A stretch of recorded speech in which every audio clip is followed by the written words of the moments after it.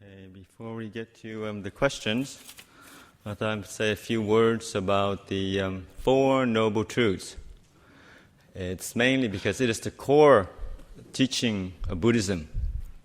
It's according to the text, the discourses, in the Theravada tradition, all Buddhas were supposed to teach the Four Noble Truths, right?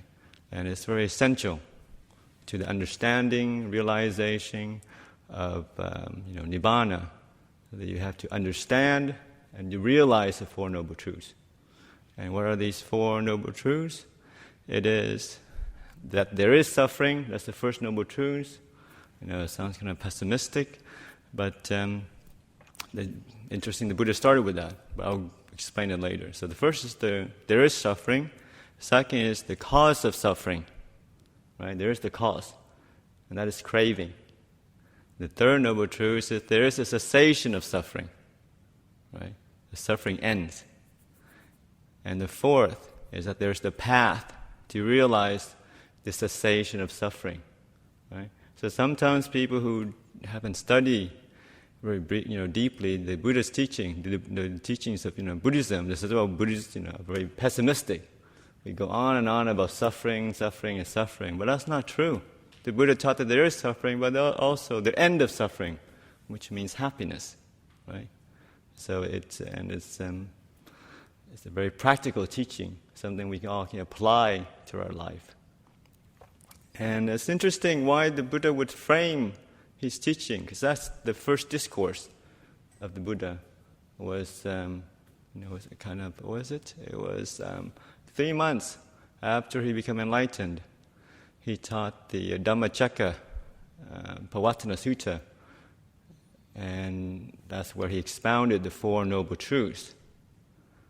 And just reflecting, you were the Buddha, you just became enlightened, so extremely happy. He apparently sat under the Bodhi tree and stared at it for 7 days in utter bliss without moving. So, obviously Nibbana is the highest happiness. And so extremely happy person. Why focus on suffering? Interesting. Yeah. So obviously, he can pitch the Dhamma obviously in any way he wished. And yet he focused on just telling people that there is suffering. And maybe even after he became enlightened, he did say that the Dhamma that he realized, obviously he didn't invent the Dhamma. Dhamma is reality, is truth. It's just something he saw into, the nature of reality, the laws of nature. And he said, he says that this enlightenment is very difficult to realize. The Dhamma that he discovers is profound, subtle. That's very hard for humans, normal people, to understand the Dhamma that he discovered, because we're caught in sensual indulgence, we're caught in sensual enjoyment, and we're caught in doing and being. And the Dhamma that he discovered is actually, goes in the opposite direction of peace. So maybe that's why he framed it in that way, that obviously there is happiness in the world. There is happiness in the five-sense world. If there weren't any happiness, people wouldn't be doing it, right? Wouldn't be chasing after good food, movies, relationships, achievements, fame, gain, loss, degrees, knowledge. There's also, obviously there is some happiness. But if you look deeper, it is because these sort of happiness is unstable. It's not permanent, right? And it's outside of our control. And that's the reason it gives rise to suffering over and over again, right? So there is, so with most of us, we have to admit that there is, some kind of stress in our life, because the happiness that we're after is impermanent, it's unstable, and that makes it. And the more we grasp onto it, the more stress. The more we suffer over it, right? Happiness, for most of us, is always, it looks like it's within reach. Every time we get there, it's gone a few feet ahead of us. And the faster we run, the faster we chase after it, the further it runs. So something that we don't want to admit, but something when we look deeply, we have to kind of go, oh yeah, the Buddha knew what he was talking about, right? So there is suffering, and the cause of suffering is craving, and there's different types of craving. He elaborated. There's craving of sensual desires, the five sense world. That's hopefully it's fairly obvious. There's also craving to be, craving to be somebody, to be famous, be powerful, be noticed, to be anything, That's very powerful. And also, when you don't get what you want, the craving for extinction, craving not to be. That's also a craving in people's mind. And these are the type of craving that leads to rebirth and that causes suffering. So by recognizing that, we have this craving in the mind, we can also go to the third noble truth of the cessation of suffering, of letting go. And he taught 4 different ways to let go. First is chago, which is generosity, doing things for other people, giving things away. That's the one way of letting go, of creating, lessening the suffering. Second is patinisago, which is thrown away. So these are the different ways to let go. So throwing away our possessions, throwing away thoughts, ideas. Third is muti, freedom, allowing things to go as well. And nalyo, which is non-roosting, what Ajahn Brahm calls the Teflon mind, the mind that doesn't hold on to the past, hold on to the, kind of grasp for the future. Whatever anybody said to you, anything that's happened, just allow it to be in the past. But most of us, we have a mind that's just the opposite. It's very sticky. Things happen, we turn it over and over again, we try to reflect on it, we try to find answers to it, which may have its uses, but a lot of time it's not. We're just stuck in the past, and things happen. We have emotional dramas, and of course, so those leaves an imprint in the mind, and then obviously they affect us going future because the mind cannot let certain events go. So we suffer because of these of our attachment, suffer because things stays in the mind, and we don't have the tool to allow them to fade away on their own, right? And so those are the 4 different ways that we can practice letting go, right? Generosity, patinisago, throwing things away, freeing things, and not attaching to things, not to have a sticky mind. And then there is and the 4th noble truth is where it brings it just not theoretical teaching, but it's something for us to do. It's the path to the cessation of suffering. It's the Eightfold Path, right? Sometimes get technical, but there are 8 things we should be cultivating. Eightfold Path, mostly, to summarize it, it starts with sila, moral conduct. First is right view. Right view for Buddhism is very important. You have to have the belief, or the trust, the faith that there is a law of karma, that whatever you do intentionally, if you do good things, then you can reap the good karmas. If you do things, unwholesome things, you hurt people, say mean things, have evil intentions, then those are going to come back to haunt you. May not necessarily be this life, but be next life. And then that's one, is you have to have a view that there is kind of a justice in the world, that these things don't go unnoticed, whether anybody noticed or not. These things, there is a kind of imprint in the universe of our intention. And then the second is that there is this world and the other world, this is hard for many kind of Western conditioned people to understand, to take, is that there is other realms of existence. There is there's rebirth. that this is not the only life. That way it makes more sense when you think, why are people born, babies are born sick, they haven't done anything to anybody, so why, they are suffering so much?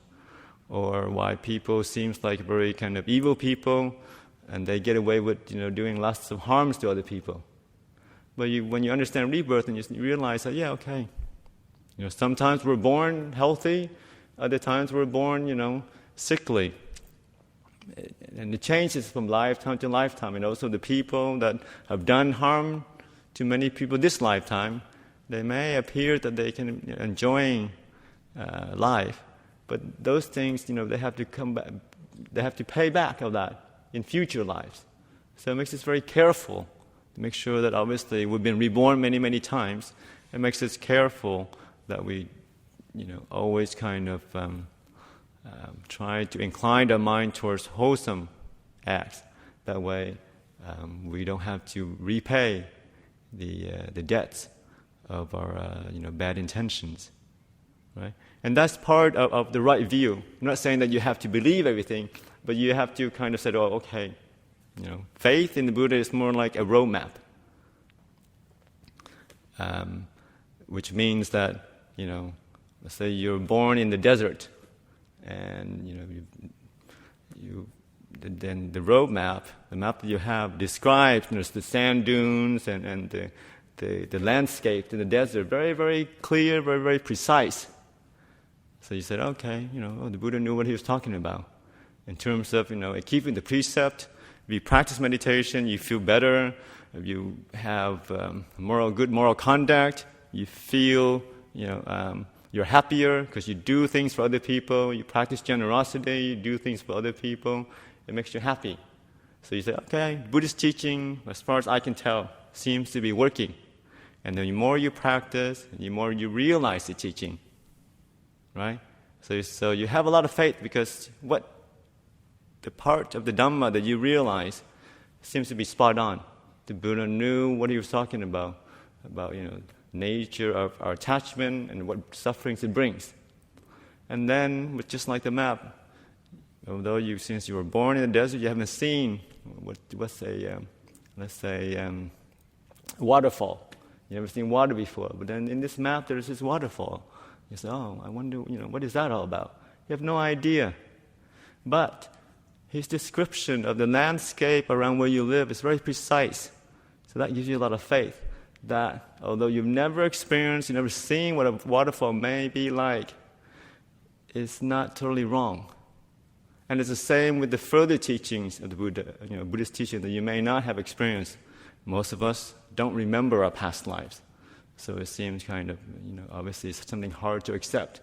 And especially, Western science so far, there's nothing to measure or nothing to verify that there is another life or different realms. So we're more inclined to say, well, it's kind of a cultural addition from Asia, or it's added on later by some of the writers, a bit of fairy tale, hocus pocus stuff. But and we can, and it's a reasonable kind of position. But you can also remember that this is to keep that in mind, that it is a possibility. You don't have to believe it all, but you understand that there is a possibility that these things happen. And to look at science, you can see that. I was talking about like modern physics the other day. That on one level we are just sitting here, but another level is just molecules spinning around, lights. We're supposed to see colors, red and yellow, but we also know that it's just wavelengths, right? It's not really colors out there. It's just a bunch of wavelengths, smells. We smell food we like, not like, but also that's just a bunch of molecules, and our nose interpret that. So there are different levels of realities out there. And Buddhist teaching also kind of come under that. These things we don't understand, is that it's still there, but it's not something that we can see clearly. So that's why the right view is important in the sense that if you have a view that there is many lifetimes, you've been here many times, then there's this kind of patience to our practice that we can just this lifetime I'm going to practice as much as I can. We don't have to ask for the results right away, and then just create the conditions, the wholesome habits to continue your practice throughout your life and perhaps the next life, right? And these are what the Buddhist kind of the core teaching of the right view. And from that, we can start practicing a moral conduct, morality, and then once we kind of have a stable foundations of virtuous moral conduct, then we can move on to meditation, and from the stillness of meditation, you have the wisdom that arises from that, right? So that's the practice of Buddhism is to cultivate moral conduct, practice to still the mind, and then to when the mind is strong, to see into the nature reality, and to let go of the attachments that we have regarding our sense of self, to see through what the Buddha calls non-self, to see that everything in the universe, in our mind, our body, is also impermanent. The whole universe itself is impermanent. It passes away, it changes all the time. And that because it changes, and it's because it's out of our control, and that's where the suffering comes in. Okay? So that's just a brief kind of talk on the Four Noble Truths. And it's something for us just to contemplate, especially the first Noble Truth, suffering.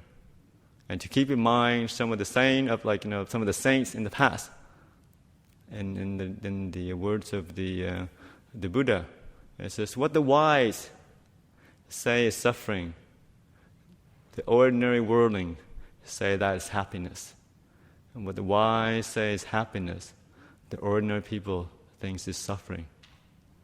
So just reflect, is this really happiness what I'm doing? What I'm up to, sense pleasure, is that really happiness or is it suffering?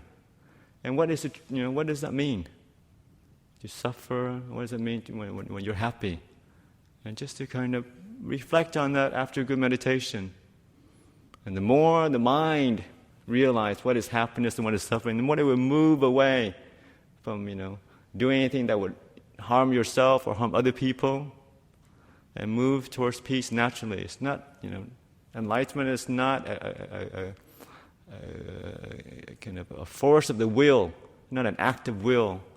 It's a natural process of the mind moving towards what it considers to be happiness, which is peace, stillness, and away from, unwholesome habits, away from distractions, confusions, and negative thoughts of mind. And the more deeply these things, kind of penetrate into our mind, the more happier we become. Okay.